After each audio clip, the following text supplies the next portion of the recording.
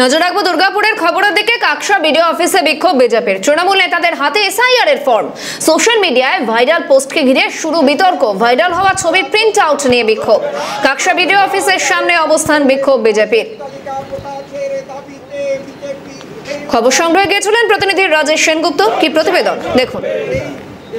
SIR form চলে যাচ্ছে তৃণমূল নেতাদের কাছে এবং সেই ফর্ম বন্টন হচ্ছে তৃণমূল নেতারাই সেটা বাড়ি বাড়ি গিয়ে করছেন।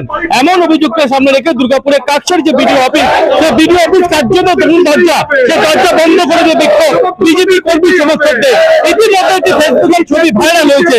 যে ভাইরাল ছবিতে দেখা যাচ্ছে যে কাকসা পঞ্চায়েত তৃণমূলের পঞ্চায়েত সদস্য এবং প্রাক্তন প্রধানের স্বামী কাকসা তার সাথে তাদের হাতে যে এসআইআর যে ফর্ম, সেই ফর্ম রয়েছে এবং তারপরেও কেন প্রশাসন ব্যবস্থা নিচ্ছে না, তারই প্রতিবাদে কিন্তু কাকসার যে বিডিও অফিস, সেই বিডিও অফিসের সামনে কিন্তু রীতিমতো বিক্ষোভ শুরু করে দিচ্ছেন বিজেপি কর্মী সমর্থকরা। কাকসার যে বিডিও অফিসের মূল গেট, সেই মূল গেট তারা বন্ধ করে দিচ্ছেন এবং তারা বলেছেন যে অবিলম্বে ব্যাপারে প্রশাসনিক ব্যবস্থা না নেওয়া হলে তাহলে আন্দোলনের ঝাঁজ আরো বাড়ানো হবে। দুর্গাপুর থেকে রাজেশ সেনগুপ্ত, ক্যালকাটা। ভাইরাল হওয়া ছবির প্রিন্ট আউট নিয়ে বিক্ষোভ বিজেপির কর্মী সমর্থকদের। পঞ্চায়েত সমিতির সভাপতি তিনি এ বিষয়ে কি বলছেন, পাশাপাশি বিডিও তার কি প্রতিক্রিয়া দেখুন। 2002 সালের যে ভোটার লিস্টে যে ছবি ছিল আর কি, সেই ছবিটা শুধু প্রিন্ট হয়ে আসছে, তার পাশে নতুন ছবি অ্যাড করতে হচ্ছে যে হোয়াইট ব্যাকগ্রাউন্ডের উপরে তাকে কালার ছবি পে করে। তো একজনের ছবি আরেকজন নেবে কি করে?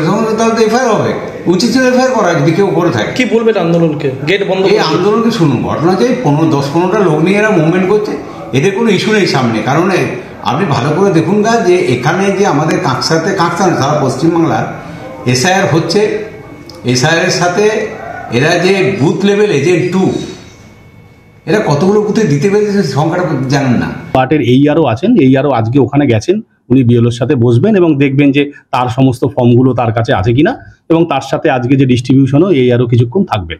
আমরা সেটার পরে জানতে পারবো যে ঘটনার কতটা সত্যতা। তবে এটা আমরা ছবিটা পেলাম, ছবিটা দেখে তো আইডেন্টিফাই করা যাচ্ছে না যে ফর্মগুলো কোথাকার আছে, কিন্তু ওনারা যে পার্টের নাম বলেছেন সেই পার্টের জন্য আমরা আমাদের মতভাবে এনকোয়ারি করছি। ওনারা কোথা থেকে কালেক্ট করেছেন সেটা তো বুঝতে পারবো না, হয়তো ডিস্ট্রিবিউশন হয়ে যাওয়া ফর্মও নিতে পারেন, হয়তো ফিল আপ করার জন্য হেল্প করছেন, কিন্তু সেটা তো এই ছবি থেকে স্পষ্ট হবে না, আমরা আইডেন্টিফাই করতে পারবো না এটা। সেই জন্য এটা এইভাবে বোঝা যাবে না, কিন্তু যেহেতু ওনারা ওই পার্ট নিয়ে অভিযোগটা করেছেন, সেই ওই পার্টের ব্যাপারে আমরা আজকে আমাদের মতো করে তদন্ত করে দেখছি।